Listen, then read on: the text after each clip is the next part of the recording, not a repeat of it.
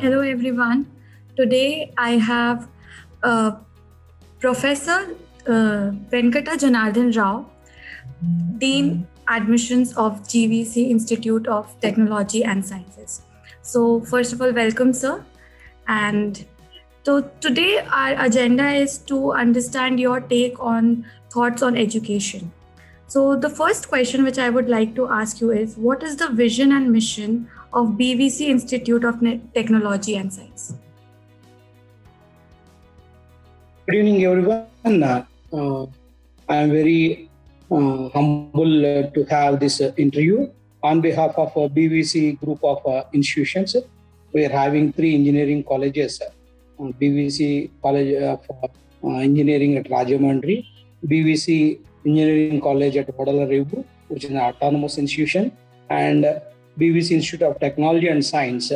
For all the 3 institutions, being the dean, especially the vision of our institutions is to be premier institutions in education and research, producing global leaders in engineering, technology, and management. This vision we would like to achieve through mission in 3 steps: by imparting a quality and outcome-based education towards academic excellence, and we would like to inculcate team spirit and professionality among our all stakeholders, not only students, parents, and the society where we are living in. Especially we are serving in rural East Godavari district of Andhra Pradesh, and we would like to strengthen links with the industry through internships and collaborative activities for achieving our vision. And we are there in technical education, imparting technical education for the last 25 years. And we have made our students as global leaders, not only in India and abroad. Yes? That's really great, sir. So my second question is, what is the main roles and responsibility of an educational leader? As an educational leader, throughout this 20 years, what I have seen is the main is to shape a vision. Whatever the vision we have made, we would like to shape the same vision into academic success for all our students. For that, actually, we would like to collaborate all our educators and provide them a curriculum direction and guidance. And also, we'd like to support education to effectively implementing the curriculum by planning ahead and meeting the global challenges.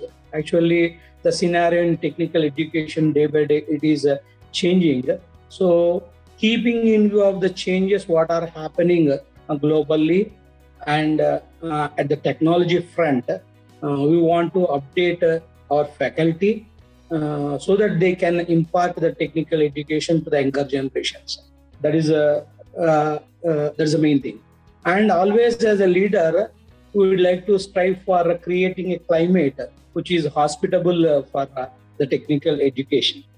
And of course, as a leader, we would like to cultivate leadership skills amongst all the middle level educators and the lower level educators.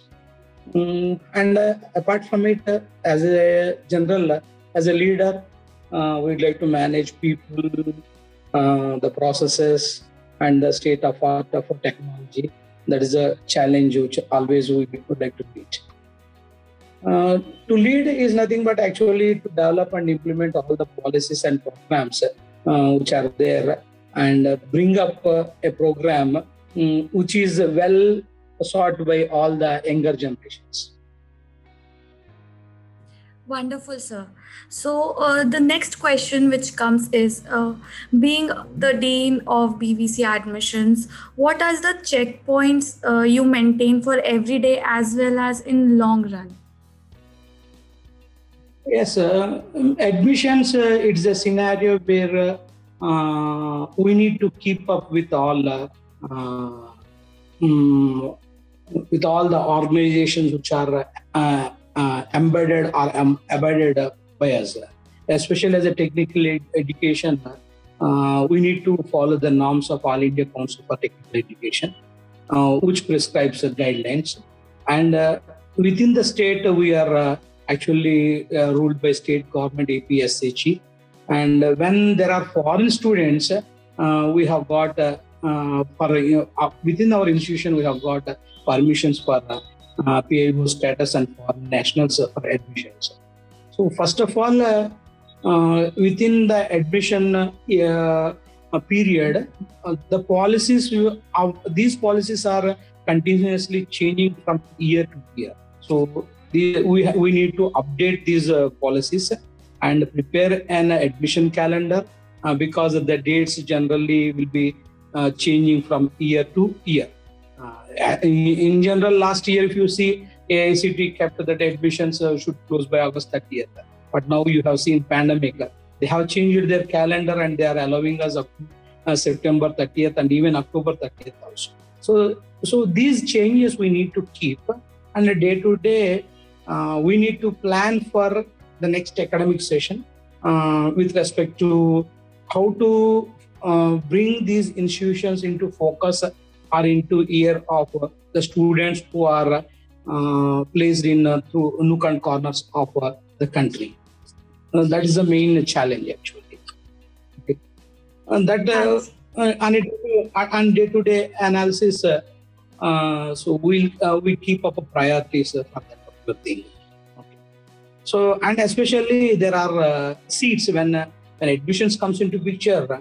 There are seats categorized into convener seats, category A convener seats, category B category B seats. Some people call it as management quota, and as I told you earlier, PIO seats. So the norms of category A, when the counseling will come for APSHE, for the category B, when as an institution I should plan my written test when after the 12th results are coming from several boards.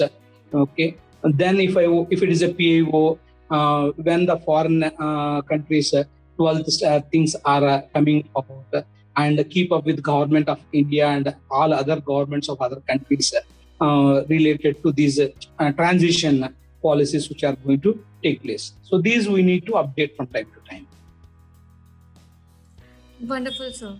So my fourth question is, as you mentioned the changes and everything, so how does the curriculum of BVC ensures that there is the best practice in the industry? Yes, sir. BVC Engineering College, it has become autonomous in 2018. We have got academic autonomy from UGC. So from then, until prior to that, most of the technical educations in India, they are affiliated to universities, and once university fixes the curriculum, they don't have any flexibility in changing their curriculum. So that I have faced for the last prior to 2018. But from 2018, as we are having academic autonomy, we have from first year to final year, we have changed our all courses in tune with the industry. Say, for example, in the first year, we have included programming, professional programming skills, which is common to all branches of engineering, where they can develop the coding skills and face irrespective of their branch they have chosen. Say, for example, they have chosen civil or electrical or mechanical or CSC, the core software branches, whatever it may be. But at the end of final year, when they come there, when they choose, they want to go for whichever the field. So they are not lacking that coding skills, even though they belong to a core engineering branches. So like that, we have modified in tune with the industry and make every person fit for all the things. Either it is a software job or a hardware job or a research-oriented growth. He want to go in further studies after 4 years of engineering, or he want to go abroad. So this is in this path we are inculcating we have made changes in our curriculum. That definitely makes sense, sir. So, as we are talking about the pandemic, and so what, according to you, or what do you think is the biggest trends after, like, since pandemic is coming? So, what will be the trends in education? Now, the traditional offline education has gone. And the last 1.5 years during this pandemic, I clearly observed is there is no more. I think in coming years, students they have to fix their mind that it is not going to be a setup where within 4 walls you sit along with your friends and listen to a lecture delivered by a faculty. Even this pandemic has learned that not only offline classes, all the stakeholders, the parents, the students, and the faculty, they have to make their minds that learning, not only teaching, learning is going to be both offline and online. And the resources for that, as an educator, I have to bring out a lot of changes within our institutions where my faculty are going to use all the modern online classroom teaching methods. And at the same time, as a parent, they have to create an climate which is conducive for learning online to their world at the house. And as a learner, the student should be ready with a mindset that he should have feeling that though he is learning online, his classmates are there along with him in that class. So that feelings have to be. This is not only, these changes are not actually systematic. Social changes also have to be brought up by all educators. Okay, this is a very big challenge in India. Hope you know in what our situations we are having. Most of the rural Indias, there are networking problems, there are gadget problems, and all these things. Hope, but this is a good lesson. Pandemic has made a good lesson. Most of them they have now acquainted. In coming years, because this pandemic has learned it, every institution and every stakeholder will look forward these changes and inculcate. Even not only at my colleges, everything at school level, everything has become online, and online education will become a part and parcel of every system of education. Maybe a school, a kindergarten school, or a high school, or a college, or a institute, whatever. That's true, sir. So, how do you ensure that the new updates on education is reached out to your students? Yes, we frequently conduct seminars. Say, for example, National Educational Policy has come from Government of India recently. So there are the continuous seminars which were conducted at the national level and state level, and even at college level also.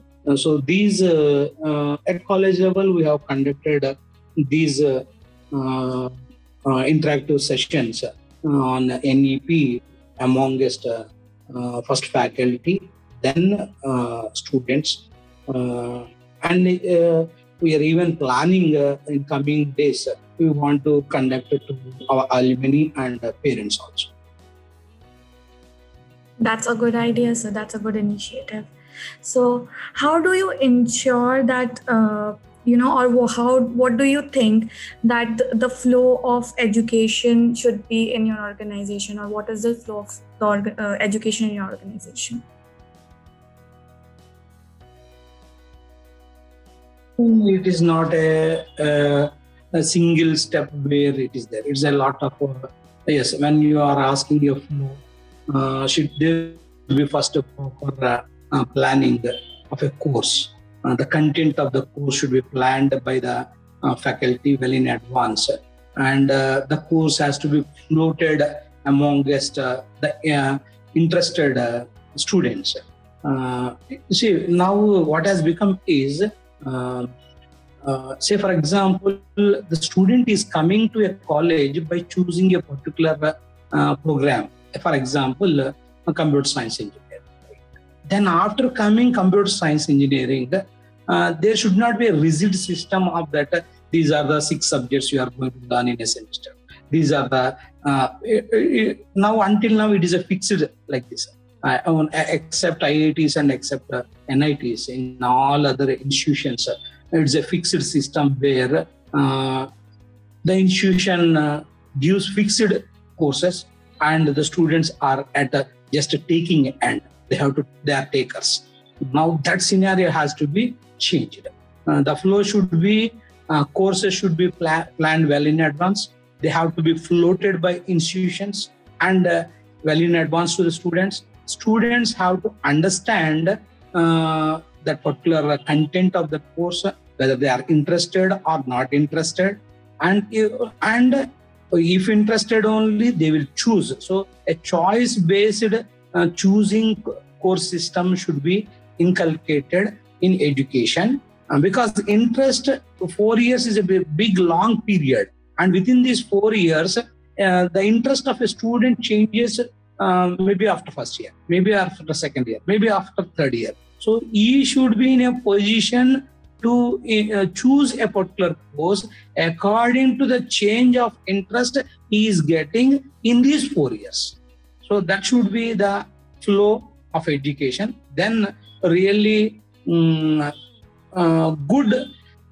leaders who can face the global trends, they will come out. So a lot of interest among the student will be there. His career will be developing, and flexibility should be, he will have flexibility and a mindset of growing something. What he see at the end of the day, whatever I like, I am getting it. Then that is the achievement of the student. That's true, sir. Empowering with the flexibility of choice. That's really nice. So what, according to you... The choice-based course system should come. That is my opinion. Yes. So, sir, what, according to you, should be the BVC's top priority over 10 years? Yes, sir. The top priority over 10 years, now we are having 3 institutions at 3 different locations. Within next 3 years, we would like to see that we would like to become either a deemed to be university or a state university within this region. Okay. Sir, I wish you all the very best for that. The next question is, what do you see as BVC's greatest strength? The strength is as per our educational society's policy. Because all the 3 institutions come under BVC Education Society. The society was framed on a policy of providing technical education to rural India. So, say if you come to urban, all the cities and everything, there are a lot of educational institutions. But educational institutions serving at a rural India are very, very less. We are located at just adjacent to Bay of Bengal in Vadalare village, where river Godavari is submerging into Bay of Bengal and serving the rural Indian technocrats. Okay, those people we are serving where they cannot get technical education that much easily. So that we are serving with a motto that will. As a BVCian, I am proud for the last 20 years we have done, and in next generations also will be keeping up the same tempo. We wish the same, sir. So what are some of the biggest challenges you see both for higher education and in general, and in BVC specifically? In BVC especially, at global the changes whatever are there, we are able to cope. But at state level, there are policies like fees reimbursement. Priorly, the students used to pay their own fees. The fees are actually comparatively less. Priorly, AICT used to fix. Now the state government, here we are having AFRC, the state government AFRC, fees regulation committees, they are fixing it. And now the students and parents are not directly paying. The government, it tells that I would like to fee reimburse that particular thing. Whatever the fees of the student has to be paid. When government tells it is fees, the fees won't come at a regular intervals. A lot of burden is becoming on institutions to meet the expenses, because when revenue is not coming at proper times, expenditure which is continuously flows out, there will be gap between that revenue and expenditure. That is the main thing, a hurdle which we are facing in present scenario. Hope in future we will overcome this because of change. Hope governments will understand the technical educations, higher education institutions, HEIs, and they will bring out. It's not the only problem with our institution. This problem is with many of the institutions. So that is the thing which will there. So what in my small thing is we have got academic autonomy. I wish we would like to have financial autonomy also. That makes sense, sir. That's true. So last question is there any suggestions which you would like to give to our upcoming aspiring students? The aspirants for engineering education, my simple suggestion is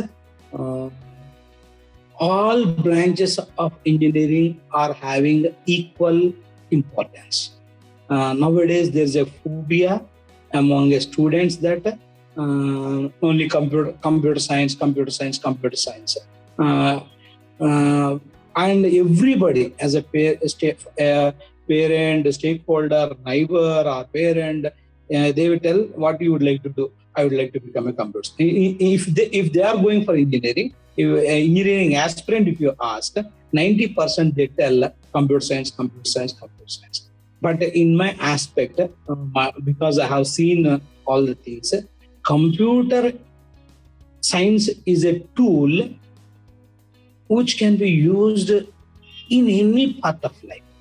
A civil engineer uses it, and an electrical engineer uses it, a mechanical engineer uses it, a production engineer uses it. So we cannot see that computer science engineering as a separate branch of engineering. It's a tool embedded at all engineering levels. So when you are at a 10+2 level, please look at what you are good at. In maths, if you take mathematics, in which part of mathematics you are good at, in which part of physics you are good at, in which part of chemistry you are good at. So for somebody's reasons, please don't lock your interest and go into that particular stream which you don't have interest. So with interest, please research. Please aspirants should make a research on all the things. Then vote for their own choice, not vote for the stakeholders' choice, their parents' choice, or their friends' choice, or their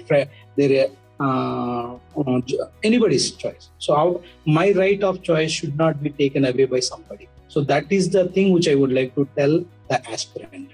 Okay, so choose your branch of engineering with your own interest, and don't give away that choice to others.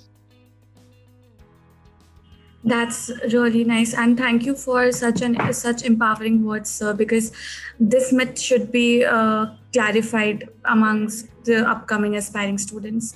So that's all for the interview. Thank you so much, sir. It was nice talking to you.